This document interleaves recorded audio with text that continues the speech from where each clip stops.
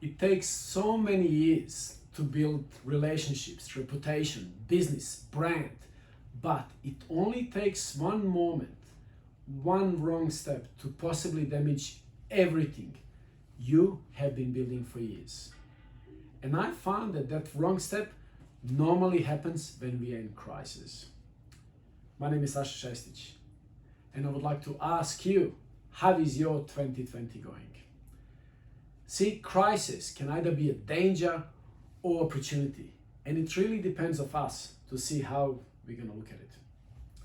When we are in danger, our body has a system that's called emergency action. Our heart pounds fast, muscles tighten, blood pressure rises, breath quickens, and senses become sharper. This is why the athletes, when they compete on a big stadiums, they break their personal records during the World Championships or Olympic Games.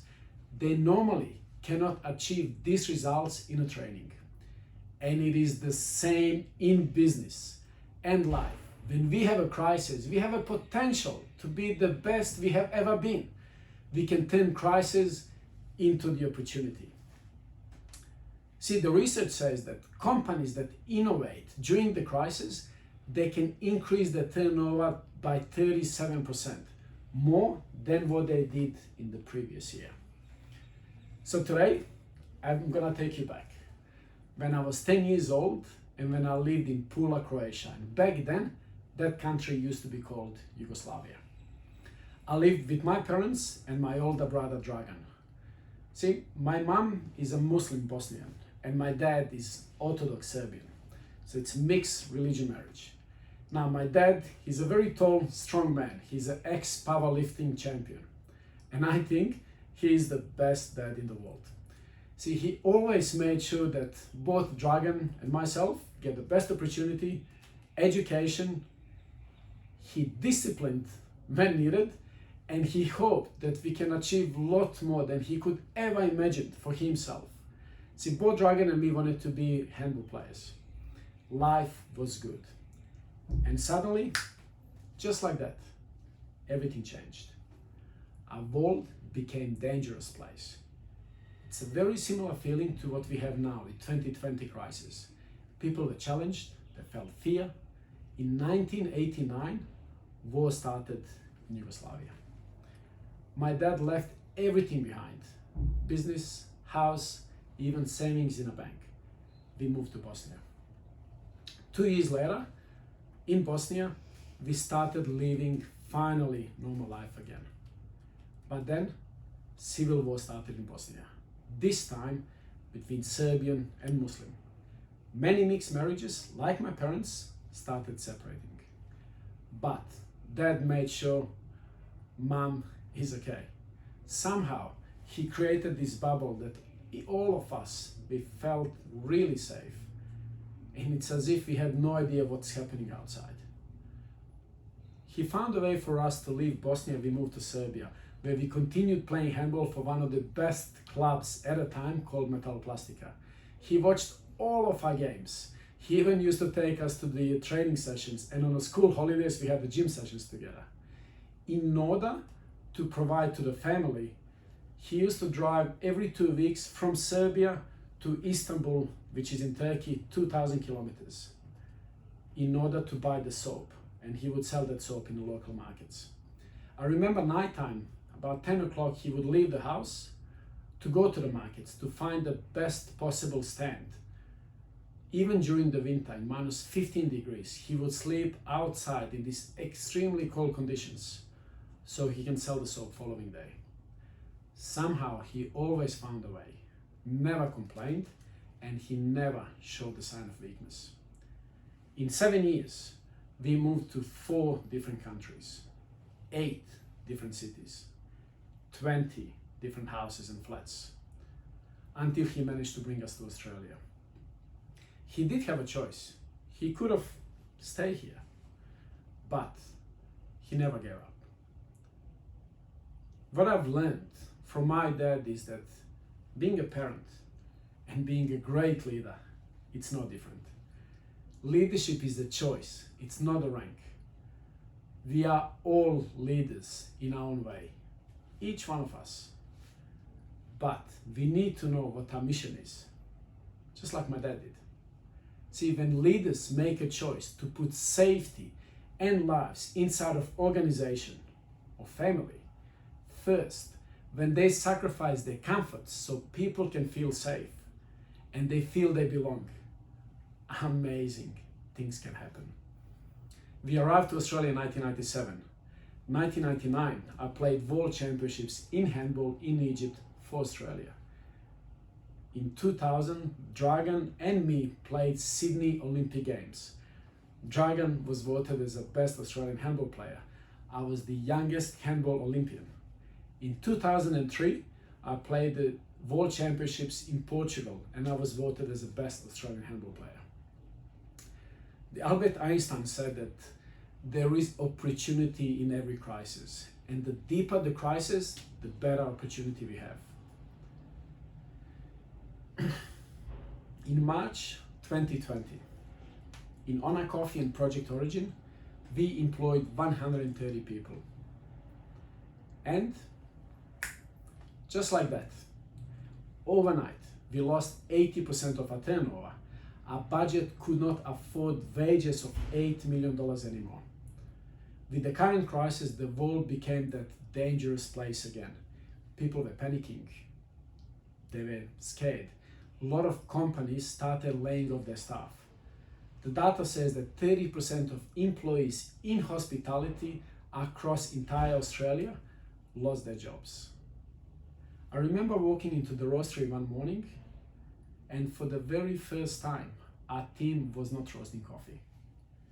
Coffee shop was completely empty. On my way to the office, one of the employees saw me in the corridor, and I've noticed her hands were shaking. She had tears in the eyes. She looked scared. She looked at me and she asked me if she's going to lose her job, if I will fire her. See, these are the critical moments. This is when we can potentially do something we can regret for the rest of our lives. This is the moment when we have so many questions. This is when we need to dig deep in our values. We need to ask ourselves why. Why do I do what I do? What is my mission? Mission for ONA Coffee is enriching people's lives, connecting communities, and innovating for sustainable future. So I smiled and I made sure she's okay. Just like my dad did tell me. As I said, leadership is the same as being a parent. As a parents, we would not ever let our kids go, would we? We spent so many years building this amazing team. They give their sweat, tears, everything for the best of the company. We cannot sacrifice people to save numbers. We must sacrifice numbers to save people. We all dropped our wages and hours by 50%. We shared with our team financial data and we implemented the structure. As our turnover bounces back, our wages will bounce back as well. I made sure I called every single employee to see if they're okay, if they need additional support. But then something amazing happened. Every staff member that felt more secure and more safe, they started offering the extra shifts for the more vulnerable ones and extra support. That attitude of leaders eat last spread like a domino effect throughout the entire company. Leadership is a choice, if not a rank.